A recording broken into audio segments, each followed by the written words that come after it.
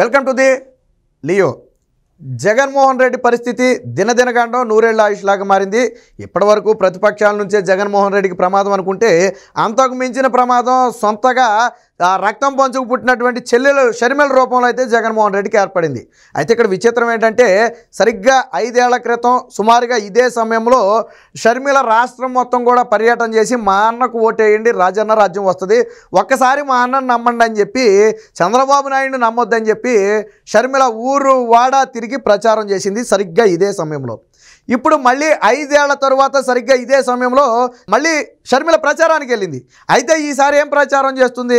మా అన్నను నమ్మొద్దు, మా అన్నను నమ్మితే మోసపోతారు, 5 ఏళ్లలో ఎటువంటి పాలన చెయ్యలేదు కాబట్టి ఈసారి జగన్మోహన్ రెడ్డిని నమ్మొద్దు అని చెప్తుంది. చూసారా కాలం ఎంత స్పీడ్గా మారిపోయిందో. ఒకప్పుడు మా అన్నకు ఓటేయండి అని అడిగిన షర్మిల ఈరోజు మా అన్నకు ఓటేయొద్దని చెప్తుంది షర్మిలే. ఇప్పుడు ప్రతిపక్షాలంటే విమర్శలు చేయొచ్చు, వాళ్ళు గెలవడం కోసం ఏదైనా చెప్తారు అనుకోవచ్చు. కానీ ఇక్కడ షర్మిల సొంత కుటుంబం నుంచి వచ్చింది. ఇద్దరు కూడా రాజశేఖర్ రెడ్డి బిడ్డలుగానే రాష్ట్రంలో ఈరోజు రాజకీయం చేస్తున్నారు. అలాంటి బిడ్డలలో ఒక బిడ్డ జగన్మోహన్ రెడ్డి పాలన అత్యంత అధ్వానంగా ఉంది, మా అన్న ఒక మోసకారి, మా అన్నను నమ్మితే ప్రజలు నిండా మునిగిపోతారని చెప్పి షర్మిల చెప్పే పరిస్థితి. ఇప్పుడు అదే జగన్మోహన్ రెడ్డికి మింగుడు పడని అంశం. పక్కలో బళ్ళంలా కూర్చుంది షర్మిల వచ్చి. సరే షర్మిల ఎందుకు ఈరోజు ఈ పరిస్థితి రావడానికి జగన్మోహన్ రెడ్డే కారణం. ఎందుకని ఆ రోజు గెలుపు వరకు ఉపయోగించుకుని ప్రమాణ స్వీకారం అయిన మన్నాడే తల్లిని చెల్లిని పక్క రాష్ట్రానికి ధర్మేశాడు. ఎందుకని పదవులు ఇవ్వాలేమో, ఆస్తుల్లో వాటాలు ఇవ్వాలేమో అని ఇవ్వటం ఇష్టం లేక బయటికి ధర్మేశాడు. లేకపోతే జగన్మోహన్ రెడ్డికి ఉన్న పదవుల్లో ఇంతమందికి పదవులు ఇచ్చిన జగన్మోహన్ రెడ్డి షర్మిలకు పదవి ఇవ్వలేడా? ఒక ఎంపీయో ఎమ్మెల్యే ఏదో ఒకటి ఇవ్వలేడా? ఏదో ఒక నామినేటెడ్ పదవి ఇచ్చి కూర్చోబెట్టలేడా? ఎందుకు ఇవ్వలేదంటే వేరొకరు ఏలు పెడితే జగన్మోహన్ రెడ్డికి కుదరదు. తన కుటుంబంలో ఎవరైనా వేళ్ళు పెడితే రేపటి రోజున జగన్మోహన్ రెడ్డి అరెస్ట్ అయితే తన భార్య కాకుండా వీళ్ళు ముఖ్యమంత్రి పదవి తీసుకుంటారేమోనని జగన్మోహన్ రెడ్డి భయం. వాస్తవానికి జగన్మోహన్ రెడ్డి గెలిచినప్పుడు 5 ఏళ్ళు ఉంటానని ఆయన అనుకోలే. ఈ కేసులు ఎప్పుడు ఏ కేసు ఎలా ఉంటుందో తెలియదు కాబట్టి నేను జైలుకి వెళ్ళిపోతానని చెప్పి ఆయన వెనకమాల ఎవరు ఉండాలి, ఆయన జైలుకి వెళ్తే ఆయన భార్య ముఖ్యమంత్రి కావాలి, వేరొకరు అవటం కుదరదు. అందుకనే తల్లి చెల్లి పక్క రాష్ట్రానికి ధర్మేశాడు. సరే ఫలితం ఈరోజు అనుభవిస్తున్నాడు అనుకోండి, అది వేరే విషయం. మళ్ళీ ఎన్నికలు వచ్చేటప్పటికి తల్లి చెల్లి గుర్తొచ్చారనుకోండి, అది వేరే విషయం. అయితే షర్మిల నిన్న మాట్లాడుతూ జగన్మోహన్ రెడ్డి పాలన ఏ విధంగా ఉందనేది స్వయంగా షర్మిల మాటల్లోనే చెప్పింది. ఒకసారి ఆ మాటలను వినే ప్రయత్నం చేద్దాం. రాజశేఖర్ రెడ్డి గారి సంక్షేమ పాలన ఎక్కడ, జగనన్న గారి పాలన ఎక్కడ? భూమికి ఆకాశానికి ఉన్నంత తేడా లేదా? ఏమన్నాడు జగనన్న గారు? పూర్తి మద్యపాన నిషేధం చేస్తానని విన్నారు కదా. జగన్మోహన్ రెడ్డి పాలనకి ఆయన తండ్రి పాలన గట ఆకాశానికి భూమికి ఉన్నంత తేడా ఉందట. సరే ఆయన తండ్రి పాలన కూడా అంత గొప్పగా ఉందా అంటే సరే ఉన్నంతలో ఏదో అనుకోవచ్చు. జగన్మోహన్ రెడ్డి పాలన అయితే కాదు. ఇప్పుడు రాజశేఖర్ రెడ్డి గతంలో చంద్రబాబు నాయుడు చేసిన అభివృద్ధిని కొనసాగించాడు. సరే తిన్నాడా చేశాడా అంటే అదే ఎక్కడైనా జరిగేది, నేను దాని గురించి మాట్లాడట్లా. అభివృద్ధిని కొనసాగించాడు. కానీ జగన్మోహన్ రెడ్డి అభివృద్ధిని ఆపేసి దోచుకోవటం మీదే దృష్టి పెట్టాడు. నాకు ఆ తెలవకు అడుగుతాను, తండ్రి అధికారాన్ని అడ్డం పెట్టుకునే 43,000 కోట్లు దోచుకున్న వ్యక్తిని ముఖ్యమంత్రిని చేస్తే ఈరోజు ఎంపీగా ఉండగా 43,000 కోట్లు దోచేశాడంటే ఈరోజు తానే ముఖ్యమంత్రి అయితే ఎన్ని వేల కోట్లు దోచేస్తాడు? ప్రజలు కనీసం ఆలోచించాలి కదా. పోనీ జగన్మోహన్ రెడ్డి ఏమన్నా సచ్చీలుడిగా బయటపడ్డా? కేసులన్నీ కొట్టేయబడి అవన్నీ దొంగ కేసులని ఇవ్వడం చెప్పాడా? ఈ రోజుకి కేసులు నడుస్తున్నాయి. వారం వారం కోర్టుకు వెళ్లాల్సిన పరిస్థితి, వెళ్లకుండా తప్పించి తిరుగుతున్నాడు, అది వేరే విషయం. సరే ఏదో చెప్తుంది ఏంటంటే జగన్మోహన్ రెడ్డి గురించి. 5 ఏళ్లలో పూర్తి మద్యపాన నిషేధం చేస్తానన్నాడు. అసలు మద్యం అన్నది ఎక్కడా లేకుండా చేస్తాను, ఆ తర్వాతే వచ్చి మీరు ఓట్లు అడుగుతాను అన్నాడు జగనన్న గారు. నాకు మేనిఫెస్టో అంటే బైబిల్, ఖురాను, భగవద్గీతతో సమానం అన్నాడు. విన్నారు కదా. జగన్మోహన్ రెడ్డి మేనిఫెస్టోని దేంతో పోల్చాడు? 3 మతాలకు చెందిన పవిత్ర గ్రంథాలైనటువంటి బైబిలు, భగవద్గీత, ఖురాను. అన్నిటికి మించి జగన్మోహన్ రెడ్డి బలంగా నమ్మేది బైబిలు. ఆ బైబిల్ మీద కూడా ప్రమాణం చేసి ఏం చెప్పాడు? మేనిఫెస్టోని నేను దేవుడితో సమానంగా భావిస్తాను, వాటి మీద ప్రమాణం చేసి చెప్తున్నాను. మీకు గ్రంథాలు ఎలాగో నాకు మేనిఫెస్టో కూడా అంత పవిత్రమైందని చెప్పాడు. ఓకే, ప్రజలు నమ్మారు. మరి అదే మేనిఫెస్టోలో మద్యపాన నిషేధం అని చెప్పి ఒక హామీ ఉంది. మిగతా హామీలు పక్కన పెడదాం కాసేపు. మద్యపాన నిషేధం 5 ఏళ్లలో పూర్తిగా మద్యాన్ని నిషేధిస్తాం, మద్యాన్ని నిషేధించిన తర్వాతే 2024లో ఓట్లు అడుగుతాం. ఇది జగన్మోహన్ రెడ్డి చెప్పిన మాట. మరి మద్యాన్ని నిషేధించాడా? అంటే నువ్వు బైబిలు, భగవద్గీత, ఖురాన్ అవమానించావా లేదా? వాటి మీద ప్రమాణం చేసి అబద్ధాలు చెప్పావా లేదా? చెప్పినట్టే కదా. ఆ మాట ఎవరు చెప్పారు? నీ సొంత చెల్లె చెప్పింది. మద్యపాన నిషేధం చేస్తాను అన్న జగనన్న గారు. మరి ఇప్పుడు ఏమైంది అన్నా, ఎలా ఉంది ఇప్పుడు పరిస్థితి అని మొన్న 4 రోజులు విన్నారు కదా. ఏమైందని అడుగుతుంది. జగన్మోహన్ రెడ్డి చెప్పాలా. జగన్మోహన్ రెడ్డి నేను గతంలో ఇంకో మాట కూడా చెప్తాను, చంద్రబాబు నాయుడు చేస్తాడో లేదో తెలియదు కానీ బుద్ధున్నవాడైతే చంద్రబాబు నాయుడు మద్యాన్ని నిషేధించాలా, చంద్రబాబు నాయుడు చేస్తాడో లేదో నాకు తెలియదు కానీ మన ప్రభుత్వం వచ్చిన వెంటనే పూర్తిగా మద్యాన్ని నిషేధిస్తాం, మహిళల కళ్ళల్లో ఆనందం నింపుతాం అని చెప్పాడు. మీకు గుర్తుందో లేదో ప్రతిపక్షంలో జగన్మోహన్ రెడ్డి తీసిన యాడ్లు చూడండి ఒకసారి. మద్యానికి సంబంధించేదో మహిళల్ని భర్త వేధిస్తున్నట్టు, జగన్మోహన్ రెడ్డి వస్తే ఇక భర్త వేధింపులు ఉండవు, మద్యానికి బానిసలు గారు, నా కుటుంబం బాగుపడుతుందని చెప్పి యాడ్లు కూడా తీశారు. ఈరోజు ఎక్కడైనా సరే ఆ యాడ్ ఒక్కటైనా నిజమైందా, ఎక్కడైనా నిరూపించబడిందా? పైగా గతంలో ఇంకో మాట చెప్పాడు, మద్యాన్ని అమ్మటం అంటే ప్రభుత్వం అమ్మల, గతంలో ప్రైవేట్ సంస్థలు అమ్ముకునే ప్రభుత్వానికి ట్యాక్స్ కట్టాయి. ఏం చెప్పాడు, మీరు మద్యాన్ని అమ్మి అభివృద్ధి చేయటం లేదా రాష్ట్రాన్ని నడపటం అంటే ప్రభుత్వాన్ని నడపటం అంటే వాళ్ళ రక్తమాంసాలతో వ్యాపారం చేయటం అని చెప్పాడు. సరే, అప్పుడు అమ్మింది ప్రభుత్వం కాదు కాబట్టి వాళ్ళు రక్తమాంసాలతో వ్యాపారం చేయలా, ఇప్పుడు అమ్మేది ప్రభుత్వమే కదా. గతంలో ప్రైవేట్ సంస్థలు అమ్మితే ఇప్పుడు జగన్మోహన్ రెడ్డి అమ్ముతున్నాడు. స్వయంగా జగన్మోహన్ రెడ్డి అమ్మి ఈరోజు ప్రజల రక్తమాంసాలతో వ్యాపారం చేస్తున్నాడు. సిగ్గుశరం వదిలేసి అసెంబ్లీ సాక్షిగా మద్యం ఆదాయం వస్తే చంద్రబాబు కుళ్ళు, నేను పథకాలు ఇస్తే చంద్రబాబు కుళ్ళు అన్నాడు. అంటే ఏంటి అర్థం, నేను మద్యాన్ని అమ్మి పథకాలు ఇస్తున్నానని చెప్పాడు. ఆదాయం సృష్టించట్లేదని ఆయనే ఒప్పుకున్నాడు జగన్మోహన్ రెడ్డి. అసెంబ్లీ సాక్షిగా ఒప్పుకున్నాడు, నేను మద్యాన్ని అమ్మే పథకాలు ఇస్తానని. అది జగన్మోహన్ రెడ్డికి తెలిసింది. అందుకనే ఈరోజు మద్యపాన నిషేధాన్ని గాలి కొదిలేసి పథకాలు ఇస్తున్నాడు.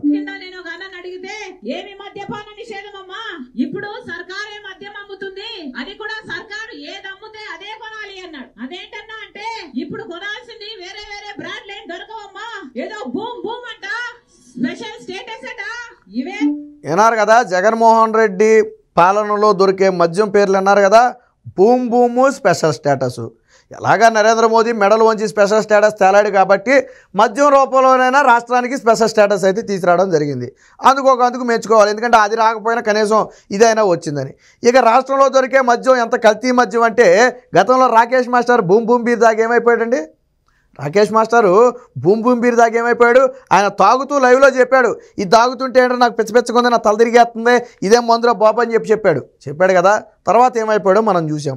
అక్కడ దాకా ఎందుకు, India England test cricket match ఆడటానికి క్రికెటర్లు వచ్చారు, అలాగే ఇంగ్లాండ్ నుంచి అభిమానులు కూడా వచ్చారు. వాళ్ళు వైజాగ్లో మద్యం తాగారు, అది కూడా వాళ్ళే సోషల్ మీడియాలో పెట్టుకున్నారు. తాగిన 3 రోజులకి మేము ఆసుపత్రిలో పడ్డామని మళ్ళీ తిరిగి వాళ్ళే ఫోటోలు పెట్టుకున్నారు. అంటే మన మద్యం చూడండి ఒకసారి, పాపం వాళ్ళు ఏంటంటే కొద్దిగా బాయిలర్ కోల్డ్ లాగా ఉంటారు కాబట్టి వాళ్ళ మీద కొద్దిగా ఎఫెక్ట్ గట్టిగా చూపించింది. అంటే ఇదేదో మంచి మద్యం అనుకుని గట్టిగా తాగారేమో బహుశా. మన ఏపీ మద్యం గురించి తెలియదు కదా, జగన్మోహన్ రెడ్డి గారి మద్యం గురించి తెలియదు కదా. 3 రోజులకే మంచం మీద పడ్డారు, హాస్పిటల్ బెడ్ మీద పడ్డారు వెళ్ళి. అది మన ఏపీలో దొరికే మద్యం పరిస్థితి. మరి ఇక రెగ్యులర్గా తాగేవాళ్ళు మీరే ఆలోచించండి. 2-3 రోజులు తాగిన వాళ్ళ పరిస్థితి ఆసుపత్రి పాలైతే ఇక రెగ్యులర్గా తాగే వాళ్ళ పరిస్థితి ఎంత దారుణంగా ఉంటుందో ఒకసారి మీరే ఆలోచించుకోండి.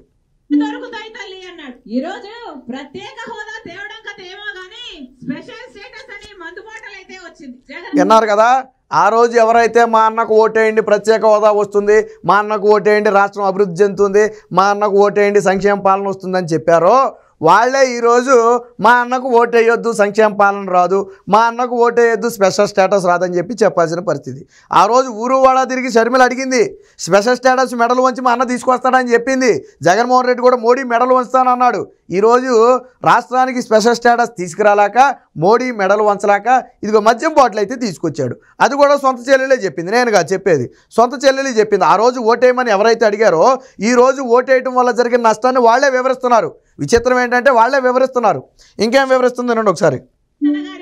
మరి ఇదేనా మాట నిలబెట్టుకోవడం అంటే? ఇప్పుడు కనీసం ఆన్లైన్ సేల్స్ లేవు, ఒక కార్డ్ తో పేమెంట్ లేదు, మద్యం షాప్ లో పూర్తి క్యాష్ పేమెంట్లే అంటున్నారు. ఎందుకు అని అడుగుతున్నా అంటే రాష్ట్రానికి వచ్చే ట్యాక్సులు రావటం లేదు, కేంద్రానికి వచ్చే ట్యాక్సులు పోవటం లేదు. అయినా కూడా విన్నారు కదా, మనం ఈ రోజుల్లో టీ తాగితేనే 10 రూపాయలు ఫోన్పే చేసి వెళ్ళిపోతున్నాం, ఓ సిగరెట్ తీసుకున్నా కానీ 10 రూపాయలు ఫోన్పే చేసి వెళ్ళిపోతున్నాం. అంటే ప్రతి పాన్ షాపు, కిల్లీ షాపు మొదలు పెద్ద పెద్ద షాపింగ్ మాల్స్ వరకు కూడా ఈరోజు ఫోన్పే తీసుకున్నారు. పెట్రోల్ డీజిల్ కూడా ఫోన్పేలతో కొడుతున్నారు. కానీ మన ఏపీలో ఫోన్పే లేని ఏకైక ప్రదేశం ఏంటో తెలుసా? చివరికి కూరగాయల మార్కెట్లో కూడా ఫోన్పేలు ఉంటున్నాయి. లేని ప్లేస్ ఏంటో తెలుసా? మద్యం షాపులు. ఎస్, ఏపీలో మద్యం షాపుల దగ్గర ఆన్లైన్ పేమెంట్ ఉండదు. ఆన్లైన్ పేమెంట్ చేస్తే ఏమవుద్ది? డబ్బులు బ్యాంక్ అకౌంట్లో పడతాయి. బ్యాంక్ అకౌంట్లో పడితే అది లెక్క అవుద్ది. కానీ ఇలా చేత్తో తీసుకుంటే ఎంత అమ్మాడో ఎవరికీ తెలియదు, ఎంత డబ్బులు వచ్చినాయో ఎవరికీ తెలియదు. ఇప్పుడు 100 రూపాయలు అమ్మితే వాస్తవానికి ఆ రాష్ట్ర ఖజానాకి వెళ్ళాలనుకోండి, అవి రాష్ట్ర ఖజానాకి వెళ్ళవు, తాడేపల్లి ఖజానాకి వెళ్తాయి. అడిగేవాడు ఎవడు? కానీ అదే ఆన్లైన్ పేమెంట్లో పడి ఉంటే అవి బ్యాంకు లెక్కల్లో ఉంటాయి కాబట్టి ఖచ్చితంగా రాష్ట్ర ఖజానాకు చేరి తీరాలి. కానీ నువ్వు క్యాష్ రూపంలో తీసుకుంటే ఎవరి దగ్గరికైనా వెళ్ళొచ్చు ఆ డబ్బులు, ఎవరికి చెప్తారు, ఎవరి దగ్గరికైనా వెళ్ళొచ్చు ఆ డబ్బులు. అందుకే కదా నువ్వు ఈరోజు మద్యం షాపులో ఆన్లైన్ పేమెంట్ పెట్టలేదు. దానికి ఎవరైనా సమాధానం చెప్తారు ఎందుకు పెట్టలేదో? ఈరోజు నీ సొంత చెల్లి అడిగింది ఎందుకు ఆన్లైన్ పేమెంట్ పెట్టలేదు అంటే, రాష్ట్రానికి ట్యాక్సులు రావు, కేంద్రానికి వెళ్ళాల్సిన ట్యాక్సులు వెళ్ళవు, మొత్తం కలిపి ఎక్కడికి వెళ్ళిపోతే తాడేపల్లి ప్యాలెస్కి వెళ్ళిపోతాయి. అందుకే కదా ఆన్లైన్ పేమెంట్ పెట్టలేదు. నాడు అంటే చూడండి పరిస్థితులు ఎలా మారిపోయాయి, కాలం ఎలా మారిపోయిందంటే, నాడు ఓటేయమని అడిగిన వాళ్ళే ఈరోజు ఓటేయొద్దన్నారు.